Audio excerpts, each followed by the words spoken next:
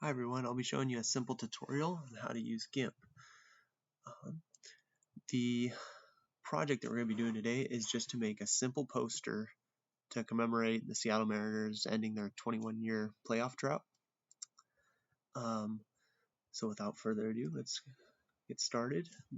The first thing I'm going to do is open an image that I downloaded off Google. It is within my downloads folder. So here's the path, just like you're using your file explorer. And this is the image that we want to open. And what we're going to do is we're going to make the very common posters that you see where you have a splash of color and then the rest is in black and white. There's numerous ways of doing this. I think the easiest way and probably the most conservative way is just to create a new layer off of this. You can think of layers as just basically building blocks, and you can make numerous edits to them and not have to worry about really ruining the original photo. So I think the way we want to do this is to make this copy of a photo and then make it black and white and then slowly remove it. And I will show you how we can do that. Over here is our layers panel. I'm going to right click, duplicate layer. And so now you see we have two of the same photos, and you may wonder, like, what's the difference? Well, if I go on this top photo and I erase, you don't see any difference, but once I uncheck the visibility icon on the bottom one, you can see it's erasing it to a transparent. So like this is to the bottom. So I'm erasing this photo. And we don't really want to do that for the sake of this edit. So we'll undo that with Control Z. Again, I'm on this top photo. And if I'm going to use this menu bar up here, this has a bunch of our tools, a bunch of different edits you can do on it. Here would be our toolbar where we can do simple things like painting. We can move the photo around. But up here is a little bit some more complex things we can do. And so for the top one, I'm going to go to colorize. From here we can choose a nice dark color, because I think we want to put some text up here to talk about the moment.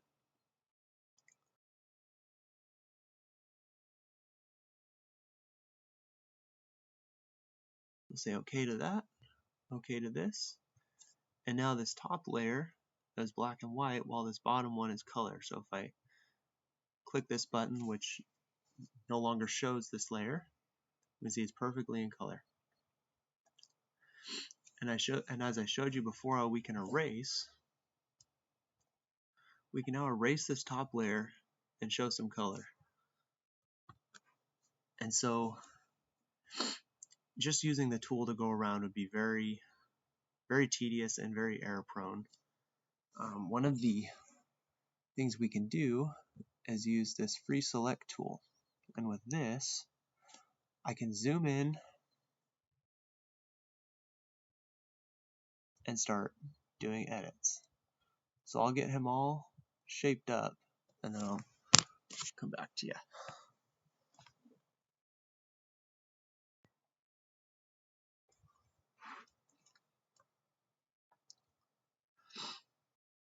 So we now have him outlined. And as I was showing before, the easiest way to do this would probably just be deleting him. And so we have him selected. We can either delete.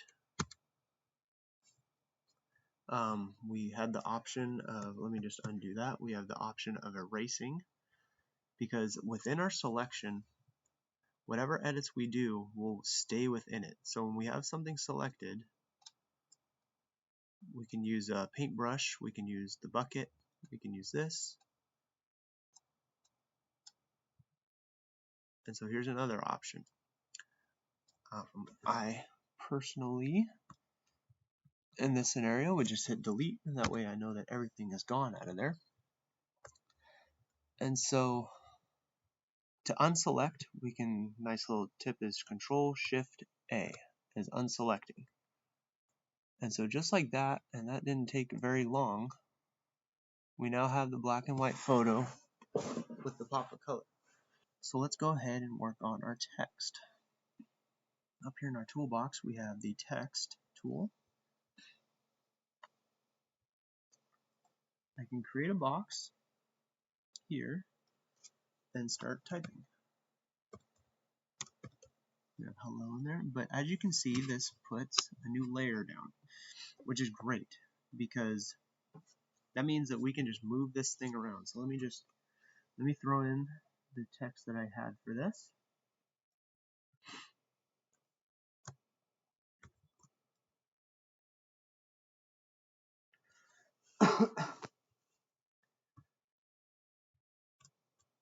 Copy and paste that.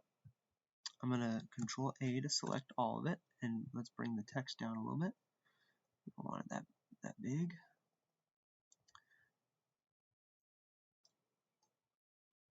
And we'll make the text white since we're on a dark background. And then I like a typewriter looking font for this one.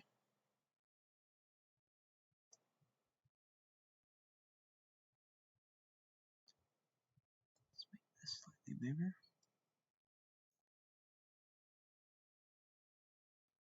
Okay, I don't think that looks bad, and so we'll take our move tool. We need to make sure that we select the text. So as you can see, I'm using the move tool, and we selected the middle layer. So we'll undo that. We'll select, make sure that we get right on the text, and we can move this box. Okay, so the last thing I think I want to do is just add in the MLB logo. So we have this guy right here that will load in. Notice this loaded into a new window, an image window. What this allows us to do is select this and then copy it over to the other. And the way I'm going to do this is I'm going to utilize our rectangle tool. And with this rectangle tool, we get this radius option down here in our tool options. So we're going to try to match that the best we can to this. Let's go a little bit more. This in a little bit here. Right there. And since this is selected, we will Control C to copy, Control V to paste.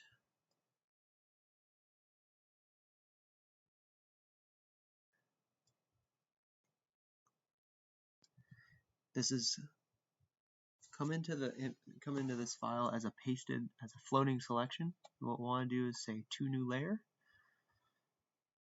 and we can now do with this whatever we please. So I think that's a little bit big and takes away from the rest of it. So we're going to go up to our scale tool, which is in this group. So you notice how I hover over this and it leaves me a bunch of different options. So if I right click on this group, I can go to scale, the scale tool. I'm on my pasted layer. I'm going to click on this, and it comes with this up here. So this, if you're really technical and you're dealing with, it's important that your pixels are on point, you can mess with this. I like to just use the drag tool.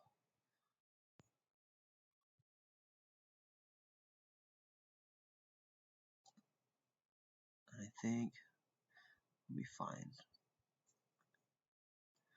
And you know what? I'm fine with that there. So then I can move this down here and call it good. And so now we have an image that we can save. We'll put this in baseball photos. This XCF is our Gimp file. So when we open up this XCF file, it will open up our image and all of these layers. So we'll hit save. I'll exit out. And that's just saying that we haven't saved this. I'll discard those changes. if we go back to Gimp,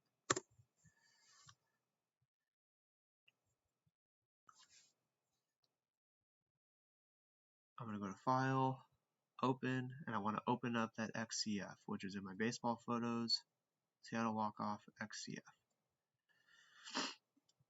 And we now have all of our layers back. So that's real important. When you're done at the end of the day, you can save your file and then go on. What I'm going to do is, since I'm happy with this, I'm going to export this as an image file. So you can think of it as like well, it'll be a JPEG or a PNG. Those are the most common. So I'm going to export as a PNG. Go to export, make sure it's a PNG, export.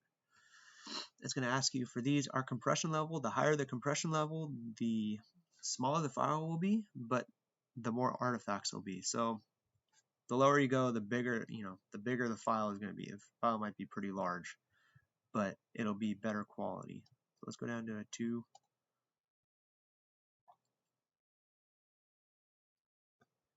And Seattle walk-off PNG. Here's our file. Here's our photo. Gimp is a very, very powerful tool. There's a million things, as you can see up here, to choose from. The way to learn it is to just mess around with it. There's tons of tutorials online. Gimp has a huge following. If you go to YouTube, you can find tons of tutorials on it, and that's how I've learned off of it. I do not know much about photo editing at all, and you'll learn much more than me pretty quickly. So I hope this helps, and this is a good starter for you.